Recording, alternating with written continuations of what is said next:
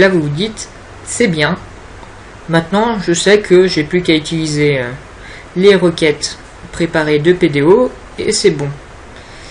Bah c'est pas si sûr parce que ici nous avons fait des cas où nous utilisons effectivement les chaînes de caractères, mais il n'y a pas que cela.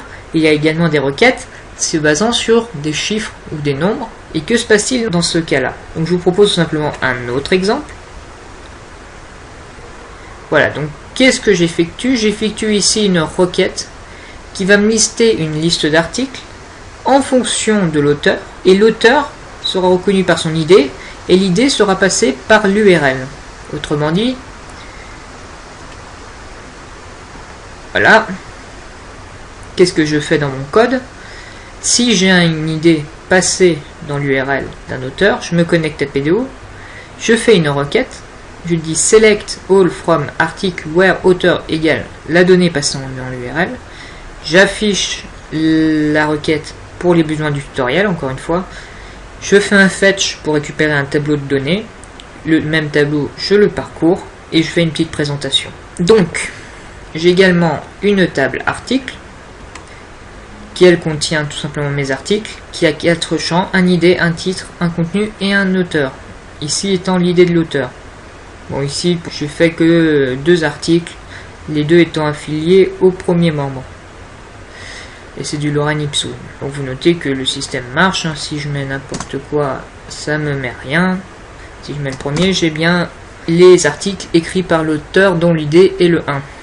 Et si je vous disais que avec ce code, qui n'a en soi rien à voir avec le système de connexion, je pourrais subtiliser les mots de passe et les pseudos de vos membres. Vous ne me croyez pas? On va toujours utiliser la même technique de l'injection SQL.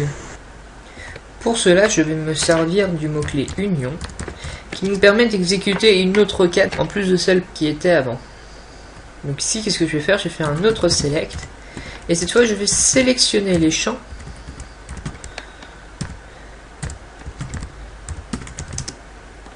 de notre table membre. Et voilà. Moi, ce que j'aimerais, c'est qu'il soit affiché, en plus d'être sélectionné. Ici, si vous vous rappelez, qu'est-ce que je fais? Je liste tout simplement les données dont l'index du tableau est titre et contenu. Donc, ce qui serait bien, c'est que j'arrive à renommer ici mes champs, titre et contenu. Il se trouve qu'il y a un mot-clé qui s'appelle as, et qui nous permet de renommer notre colonne. Donc ici tout simplement je vais l'appeler titre.